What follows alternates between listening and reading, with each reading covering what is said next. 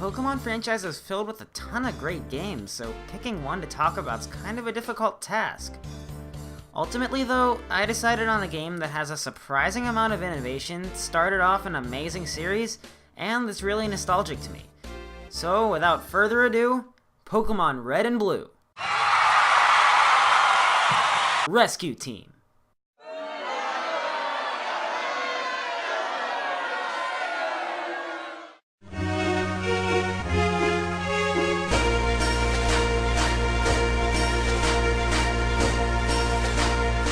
I know when people think of Pokemon Mystery Dungeon, Explorers of Time and Darkness generally pop into their minds first, but I honestly really love the first two games just as much as their sequels.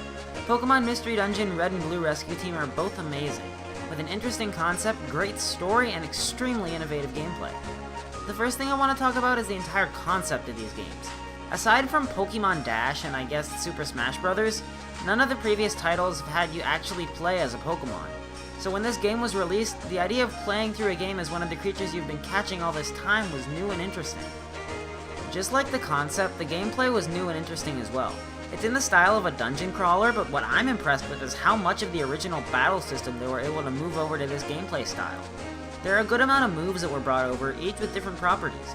Plus they had status conditions, items, and abilities from the main series games, and they added the mechanics of projectile items, traps, monster houses, and a bunch of other stuff. For a spin-off game, the gameplay is pretty complicated. And then there's its story. While not as deep as Explorers of Time and Darkness's plot, I still found it to be really emotional at times. I can still remember the moment that my partner character and I left the village. When the villagers who still cared came to tell me goodbye, I actually started crying.